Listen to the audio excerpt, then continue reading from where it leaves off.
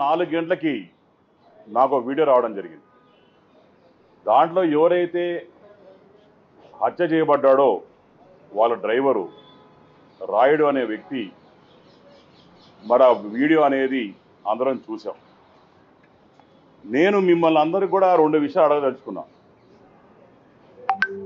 ఈ వీడియో ఏఐయా మాఫ్డా లేకుంటే వీళ్ళు ఎవరైతే అతను హత్య చేశారో దాని ముందర వీడియో తీసి మిమ్మల్ని వదిలేస్తాం కాబట్టి వీడియో చెయ్యి అని చెప్పి బెదిరించి వీడియో తీసిన తర్వాత హత్య చేయడం జరిగిందా?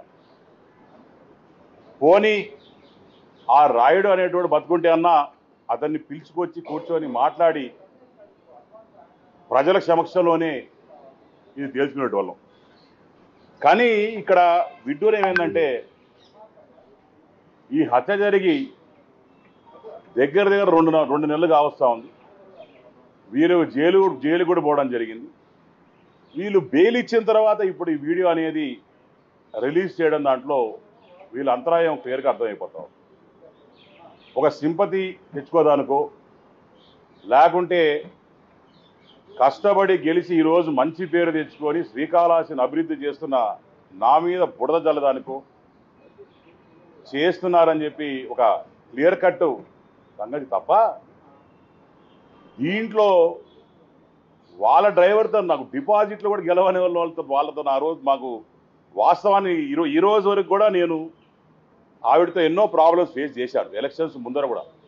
కానీ ఏ రోజు కూడా ఈ రోజు వరకు ఆమెను సస్పెండ్ చేసిన తర్వాత కూడా ఆమె మర్డర్ అయిన తర్వాత కూడా వాళ్ళు మర్డర్ చేసిన తర్వాత కూడా ఇప్పటి వరకు కూడా నేను ఏ రోజు ప్రెస్ మీట్ పెట్టలేదు. ఏ రోజు వాళ్ళ గురించి చెడ్డగా మాట్లాడలేదు. ఏ రోజు గురించి కూడా ఒక కూటమి ప్రభుత్వంలో మనం సర్దుకొని పోవాలా, జాగ్రత్తగా ఉండాలా, ఒళ్ళు దగ్గర పెట్టుకుని పనిచేయాలని చెప్పి మా నాయకులు చెప్పారు. కాబట్టి ఏ రోజు కూడా నేను ప్రెస్ మీట్ పెట్టలేదు, ఏ రోజు మాట్లాడలేదు. కానీ ఈ రోజు మాత్రం నేను చెప్పదలుచుకున్నాను. ఆ రోజు అసలు ఆవిడ మా కోసం పనిచేసింది ఆ కూటమి ప్రభుత్వంలో. ఏ రోజు కూడా వచ్చి మా కోసం పనిచేయాలి.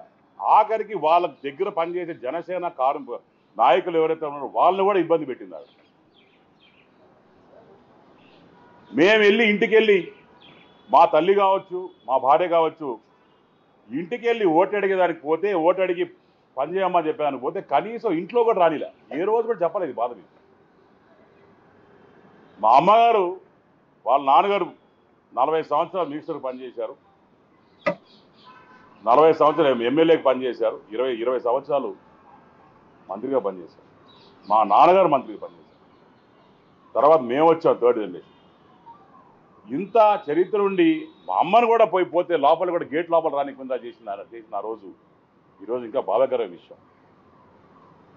నేను ఒకటే చెప్పదలుచుకున్నాను, ఇలాంటి చెత్త రాజకీయాలు చేస్తే మాత్రం డెఫినెట్గా ఎవరిని వదిలే పరిస్థితి ఉండదు.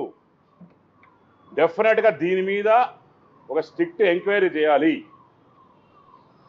ఈరోజు నా పేరు చెప్పారు, రేపు ఇంకో నాయకుల పేరు చెప్తారు. ఈరోజు నా మీద బుడదబల్లే ప్రయత్నం ఉంది, రేపొద్దున ఇంకోటి మర్డర్ చేసి వాళ్ళ దగ్గర ఒక వాంగ్మూలం తీసుకొని ఇంకోటి పేరు మీద పెట్టే ఒక కొత్త వే ఆఫ్ రాజకీయం అనేది ఈరోజు చూస్తూ ఉన్నాం.